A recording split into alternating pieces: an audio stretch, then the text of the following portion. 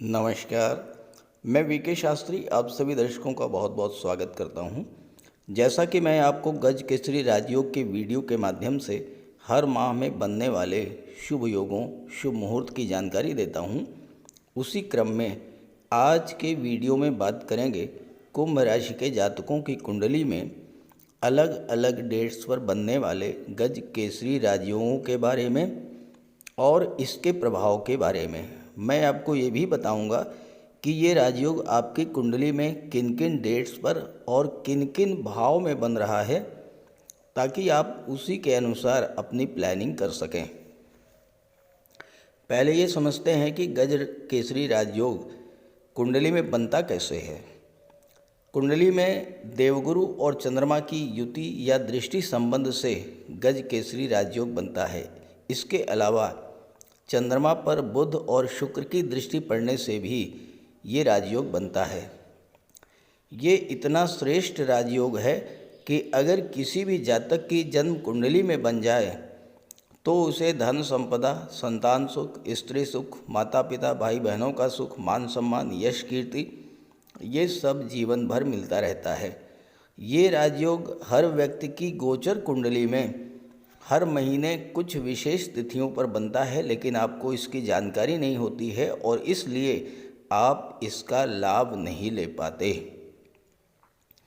Video के thumbnail में double गज केसरी राजयोग इसलिए लिखा है क्योंकि ये राजयोग आपकी कुंडली में देवगुरु के अलावा शुक्र के द्वारा भी बनाया जा रहा है। बहुत से दर्शकों ने कमेंट किया है कि मात्र 54 घंटे या 2.25 दिन के लिए ये राजयोग बनता है, तो इससे क्या होगा। तो मैं आपको बता दूं कि किसी भी राजयोग का लाभ 2 दिन क्या 2 घंटे में मिल जाता है, अगर आपकी जन्म कुंडली में राजयोग बनाने वाला ग्रह मजबूत स्थिति में हो या आपके जीवन में उस ग्रह की महादशा या अंतर्दशा गतिमान हो। ये राजयोग इतना श्रेष्ठ राजयोग होता है कि इस राजयोग के दौरान किसी भी शुभ कार्य की शुरुआत की जाए, जैसे आपको कोई प्रॉपर्टी खरीदनी हो, शेयर या गोल्ड में निवेश करना हो, मकान बनवाना हो, वाहन खरीदना हो, किसी जॉब के लिए अप्लाई करना हो, किसी सरकारी योजना से लाभ के लिए आवेदन करना हो, शादी ब्याह के रिश्ते तय करने हो, विदेश जाना हो, नए व्यापार व्यवसाय की शुरुआत करनी हो, यात्रा देशाटन पर जाना हो, कोई धार्मिक या मांगलिक आयोजन करना हो, अगर आप इस राजयोग के दौरान उस कार्य की शुरुआत करते हैं तो उसमें सफलता और लाभ के प्रबल योग बनते हैं। यहाँ एक बात और कहना चाहूँगा, अच्छे समय का इंतज़ार करने से बेहतर है कि वर्तमान को ही अच्छा बना लिया जाए और साथ ही जब भी आपके जीवन में शुभ समय आए, शुभ योग बने, तो उसका पूरा लाभ उठाएं। इसी उद्देश्य से ये वीडियो अपलोड कर रहा हूँ ताकि आपको शुभ समय की, शुभ मुहूर्त की जानकारी हो सके और आप अपने शुभ कार्यों की शुरुआत उसी समय पर करें और उसका पूरा लाभ उठाएं। ये विश्लेषण आपकी चंद्र राशि के आधार पर किया जा रहा है और वीडियो के अंत में मैं आपको देवगुरु बृहस्पति के उपाय भी बताऊंगा। दूसरी बात, कमेंट बॉक्स में किसी भी अनजान व्यक्ति के द्वारा दिए गए किसी भी नंबर पर भूल करके भी कांटेक्ट मत कीजिएगा, आपके साथ फ्रॉड हो सकता है। तो यह है कुंभ राशि के जातकों की कुंडली। देवगुरु बृहस्पति का गोचर आपकी कुंडली के धन भाव में है और यहाँ पर गुरु के साथ शुक्र भी 12 मार्च तक रहेंगे। 12 मार्च को शुक्र राशि परिवर्तन करके पराक्रम भाव में आ जाएंगे। अब आप डेट नोट कीजिए, 3 मार्च, दिन है शुक्रवार और समय है प्रातः 8:58। 3 मार्च प्रातः 8:58 और ये फाल्गुन शुक्ल पक्ष की एकादशी की तिथि है। बहुत ही महत्वपूर्ण तिथि है और बहुत ही शुभ योग है। चंद्रमा का गोचर कर्क राशि में होगा और चंद्रमा कुंडली के 6ठे भाव में गोचर करेंगे और देवगुरु की पंचम दृष्टि चंद्रमा पर पड़ेगी। अब 6ठे भाव में गज केसरी राजयोग उतना अधिक प्रभावी तो नहीं होता है, लेकिन छठे भाव का संबंध देवगुरु और चंद्रमा से बनने पर उसका प्रभाव तो पड़ेगा। छठा भाव रोगों का, कर्ज का, शत्रुता का होता है। छठा भाव नौकरी का होता है, सर्विस सेक्टर का भी होता है। तो देवगुरु की दृष्टि चंद्रमा पर पड़ने से आपको अपने स्वास्थ्य में सुधार देखने को मिलेगा। चूँकि गुरु और चंद्रमा अत्यंत शुभ, सौम्य और शीतल ग्रह हैं, इनके प्रभाव से आपका मन शांत रहेगा और मानसिक शांति मिलने से आप अपने भविष्य को लेकर जो प्लानिंग कर रहे हैं उसी को लेकर आगे बढ़ेंगे। किसी प्रतियोगी परीक्षा का परिणाम आपके पक्ष में आ सकता है या फिर आप प्रतियोगी परीक्षाओं को क्रैक करने की दिशा में नई सोच के साथ आगे बढ़ेंगे। ननिहाल पक्ष का सहयोग आपको प्राप्त होगा और उनके सहयोग से आप अपना कर्ज भी उतार सकते हैं या आप अपने व्यापार व्यवसाय को बढ़ाने के लिए बैंक से लोन भी लेना चाहते हैं तो वो भी आपको मिल सकता है। छठा भाव सर्विस सेक्टर का होता है। अगर आप छठे भाव की चीज़ों से जुड़कर कोई नया कार्य व्यवसाय करना चाहते हैं तो शुरू कर सकते हैं, जैसे वकालत, कंसल्टेंट, मेडिकल का काम, पैथोलॉजी का काम या फिर सोशल सर्विस का कार्य, राजनीति से जुड़ने का कार्य। चंद्रमा छठे भाव में है, चंद्रमा की दृष्टि 12वें भाव पर पड़ेगी तो विदेश जाने के मार्ग की बाधाएं दूर होंगी। छात्र हैं आप तो हायर एजुकेशन के लिए विदेश जाने का योग बनेगा।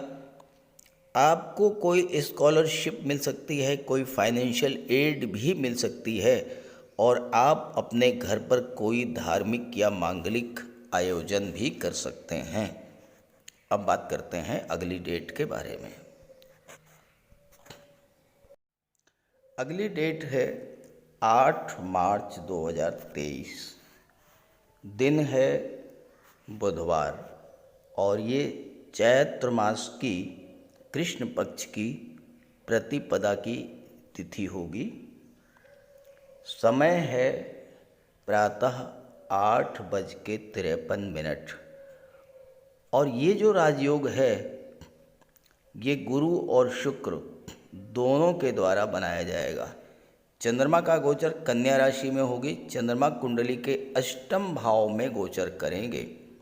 शुक्र और गुरु दोनों की दृष्टि चंद्रमा पर पड़ेगी और गज केसरी राजयोग बनेगा।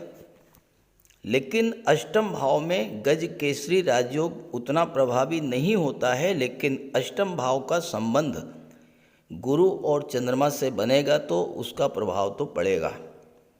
अब अष्टम भाव क्या है? दुख, पीड़ा, कष्ट, आकस्मिक घटनाएं, क्रॉनिक डिजीज़, लंबी बीमारी। तो यहाँ पर चंद्रमा का गोचर और गुरु और शुक्र की दृष्टि पड़ने से सबसे बड़ा प्रभाव ये पड़ेगा कि आपको उन परेशानियों से जो लंबे समय से आपको परेशान कर रही थीं उनसे बाहर निकलने के लिए दैवी सपोर्ट मिल जाएगा। ईश्वरी कृपा आप पर होगी। देवगुरु के प्रभाव से ईश्वरी कृपा आप पर बरसेगी और कहीं न कहीं से ऐसी मदद आपको मिल जाएगी जिससे आप अपनी समस्या से बाहर आ जाएंगे। अष्टम भाव ससुराल पक्ष को शो करता है और हो सकता है इस समय आपको ससुराल पक्ष से भी मदद मिले। अष्टम भाव इंश्योरेंस, इनहेरिटेंस को शो करता है, पैतृक संपत्ति को शो करता है और पैतृक संपत्ति संबंधी कोई विवाद अगर था वो सुलझ सकता है और आपको वसीयत या विरासत से संपत्ति भी मिल सकती है।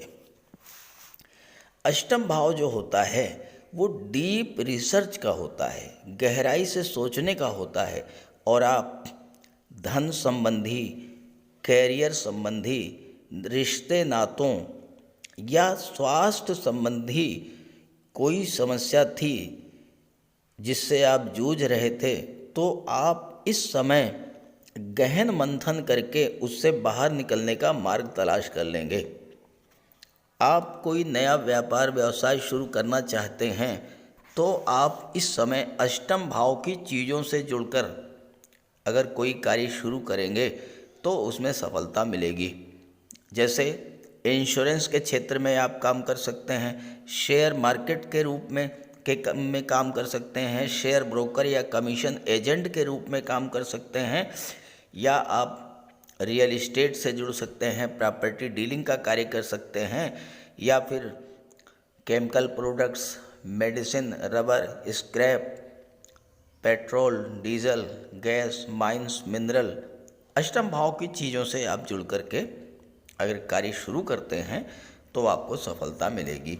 और चंद्रमा की दृष्टि धन के भाव पर पड़ेगी तो आप धन का संचय भी करेंगे और धन का निवेश भी करेंगे। तीसरी डेट है 12 मार्च और दिन है रविवार। समय है प्रातः 2:18। इसका मतलब ये हुआ कि 12 मार्च और 13 मार्च दोनों ही दिन ये राजयोग आपकी कुंडली में बनेगा। चंद्रमा का गोचर वृश्चिक राशि में होगा। कुंडली के दशम भाव कर्म भाव में गुरु की नवम दृष्टि चंद्रमा पर पड़ेगी और गज केसरी राजयोग का निर्माण होगा। दशम भाव कर्म का भाव होता है आपका कैरियर, आपका स्टेटस, आपके अचीवमेंट्स, आपकी ख्याति, आपकी पावर और अथॉरिटी, मान सम्मान, आपकी महत्वाकांक्षा, व्यावसायिक सफलता, आजीविका, इन सब का विचार किया जाता है। दशम भाव से गवर्नमेंट का विचार किया जाता है, कैरियर स्टेबिलिटी का विचार किया जाता है। कैरियर को लेकर आपके मन में जो अनिर्णय की स्थिति थी वो दूर होगी। आप ये तय कर पाएंगे कि आपको कोई नया कार्य व्यवसाय शुरू करना है तो कौन सा व्यापार आपको करना है। गज केसरी राजयोग बनने पर आपका स्टेटस ग्रो करेगा, मान सम्मान बढ़ेगा, साथ ही व्यावसायिक रूप से आप सफलता की ओर आगे बढ़ेंगे। दशम भाव सरकार का होता है। गवर्नमेंट से जुड़े व्यक्तियों से आपके संबंध मजबूत होंगे, या आप स्वयं गवर्नमेंट के अंग बनने की दिशा में आगे बढ़ेंगे। सरकार से धन मिल सकता है, सरकार से सम्मान मिल सकता है, या फिर आपको कोई गवर्नमेंट प्रोजेक्ट मिल सकता है, या किसी सरकारी योजना से लाभ मिल सकता है। आप अपने व्यापार को नई ऊंचाइयों पर ले जाने के लिए धन का निवेश भी कर सकते हैं। आपके पावर और अथॉरिटी को बढ़ाने वाला होगा ये राजयोग, चाहे आप नौकरी में हैं, चाहे व्यापार में हैं, चाहे किसी भी अन्य क्षेत्र में हैं, चाहे प्राइवेट सेक्टर में, चाहे किसी मल्टीनेशनल कंपनी में। समाज में आपकी विश्वसनीयता बढ़ेगी और गुरु और चंद्रमा का ये गज केसरी राजयोग आपकी महत्वाकांक्षा को बढ़ाएगा। जीवन में नए नए लक्ष्य निर्धारित करेंगे और उसे प्राप्त भी करेंगे। चंद्रमा की दृष्टि चतुर्थ भाव पर पड़ेगी। आपको मानसिक शांति प्राप्ति होगी, माँ के स्वास्थ्य में सुधार आएगा, आप कोई प्रॉपर्टी या वाहन भी खरीद सकते हैं। 21 मार्च दिन है मंगलवार, 21/3 मंगलवार, और समय है 11:57, 11:57 AM, यानी दोपहर के आसपास।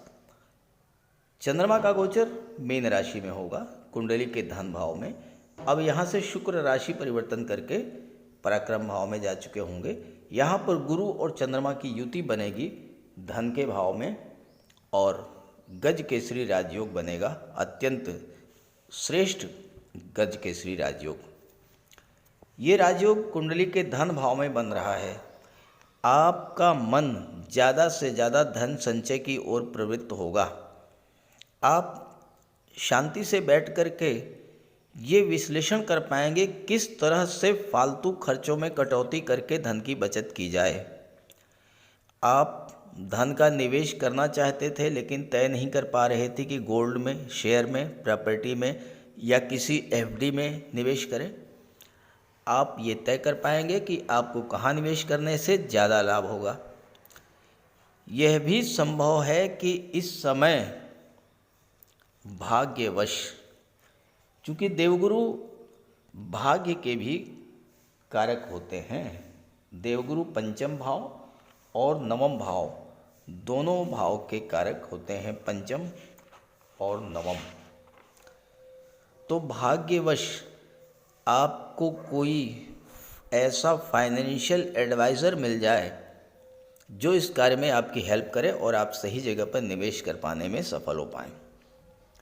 दूसरा भाव जो होता है वो कुटुंब का होता है। पारिवारिक सदस्यों या रिश्तेदारों के बीच किसी तरह का तनाव था, आप शांत मन से बैठकर विचार करेंगे तो संबंधों में सुधार करने का मार्ग आपको मिल जाएगा और इस कार्य में ईश्वर भी आपकी हेल्प करेगा, क्योंकि देवगुरु ईश्वरी कृपा प्राप्त करा देते हैं।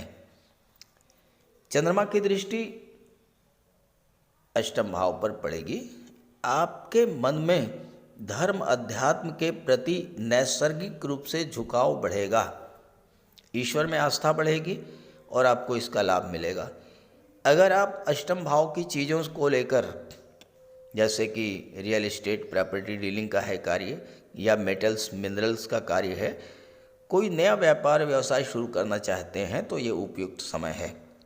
ससुराल पक्ष से भी संबंध मधुर होंगे, गुप्त धन की प्राप्ति होगी। आप गवर्नमेंट रिटायर्ड पर्सन हैं, आपका कोई फंड, पेंशन, ग्रेचुटी का मैटर पेंडिंग था, उसके लिए भी प्रयास करें तो आपको सफलता मिलेगी। और 21 मार्च के बाद जो अंतिम तिथि है वह है 30 मार्च। 30 मार्च को शाम 4:15 पर 4:15 PM दिन है गुरुवार, चैत्र शुक्ल पक्ष की नवमी की तिथि है। चंद्रमा का गोचर